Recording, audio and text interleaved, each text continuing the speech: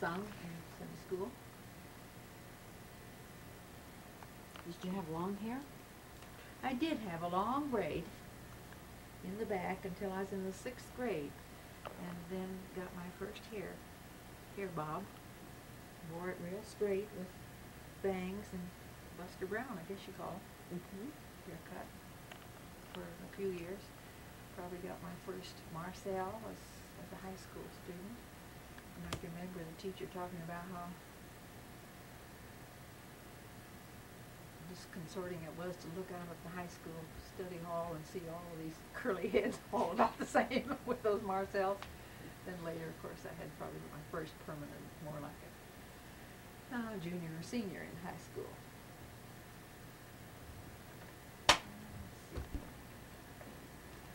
I got to be president of the Girl Reserve, which was the girls' organization in high school in those days.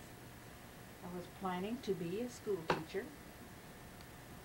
But in 1929, a young man came, a very attractive young man, came from Nebraska to teach in a country school quite close to my grandparents' home.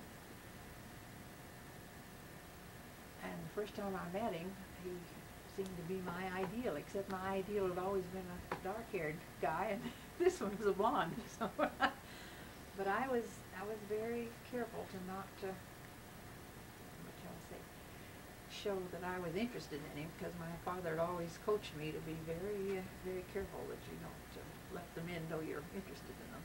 So for several months I kept hoping I would see something of him again. The first time we met was at a family dinner at my uncle's home,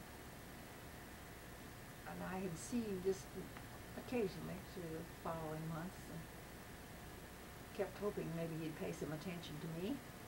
And one night at a basketball tournament in Colby, at the old gym in the grade school, the Girl Reserves were selling Eskimo pies, and so I saw that Albert Frahm, the attractive young school teacher, was up in the corner balcony watching the games, and so I took my Eskimo pies up and asked him if he'd like to buy one, and he said no.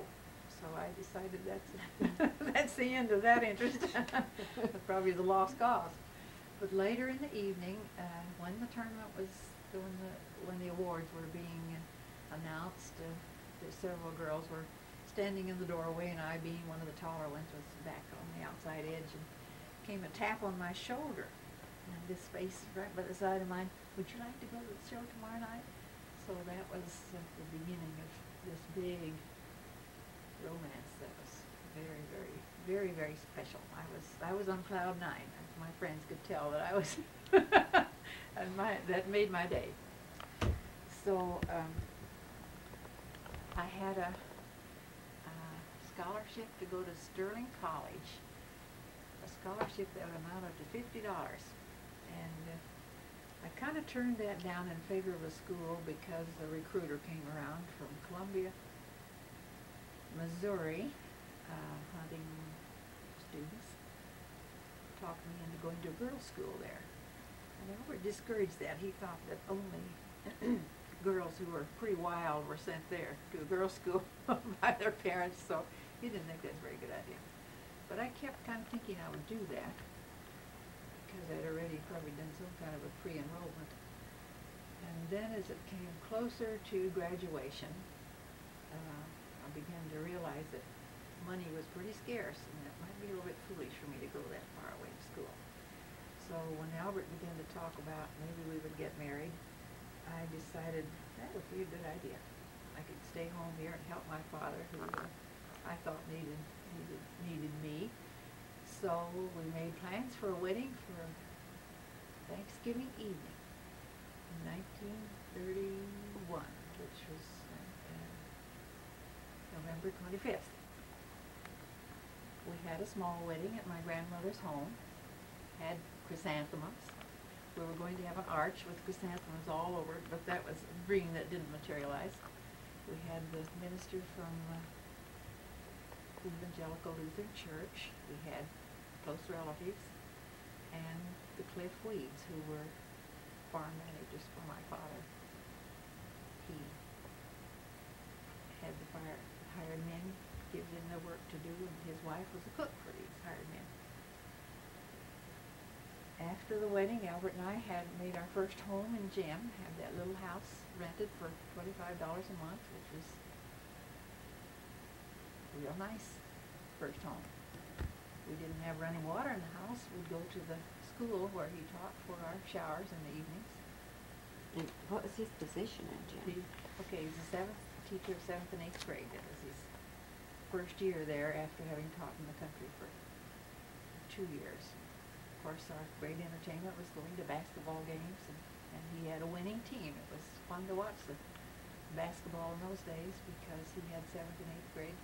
Had probably a good number of his students were on the team, substitute team or team.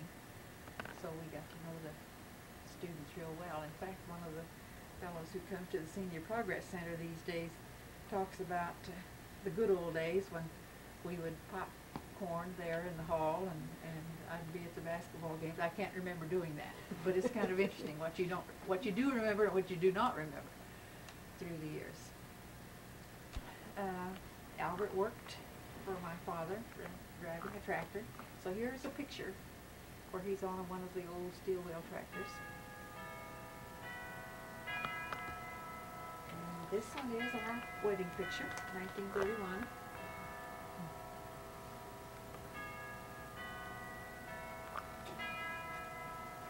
After being in Jim for over a year and a half, my father invited us to come live on the farm, and Albert would be his foreman. And he would move the weeds to a farm off in the southwest part of the county, and we would live where the weeds lived. That was an exciting time for me because I liked to cook and certainly liked the farm. My father was very fond of his farm. Having lost it for a few years, he realized how important farming was in his life. He also was eager to have a son-in-law. He didn't have sons, he just had 2 daughters. So a son-in-law meant very much to him, and he and Albert made a great team. They were extra pleased with their opportunity to farm together. Having moved to the farm in 1933, it was at the time that banks were closing, and they were threatening school teachers with probably they would receive, can't think of the word, but rather than money, it would be a warrant or something like that. It had to be used in Thomas County because they were getting low on funds. Okay. Yeah. So we worked that summer on the farm, and lots of new learning experiences for both Albert and me, as I learned to cook for 6 to 10 men, depending on whether it's harvest time, drilling time, planting time. Then we were expecting Ronald in September, but on August the 24th, he arrived, and we had bad telephone service. In fact, we had very little telephone service in those days of country lines, which the farmers kept repaired, and Albert finally helped put in poles and a line so we had better service. But the night that he was arriving,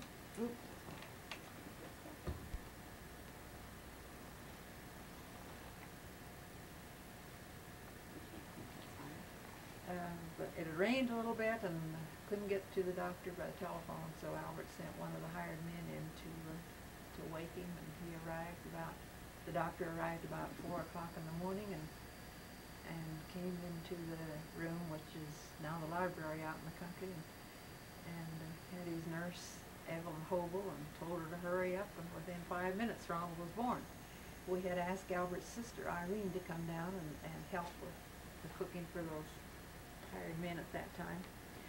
So when the doctor was slow getting there, and Albert was concerned, he got out a book that gave instructions what to do if the doctor doesn't get here in time, and gave it to Aunt Irene, and she was sitting at the sewing machine sewing diapers because we weren't expecting we thought for 2 or 3 weeks yet. So she he was very, very busy trying to study what do you do if the doctor doesn't get here, and getting diapers ready for this new arrival.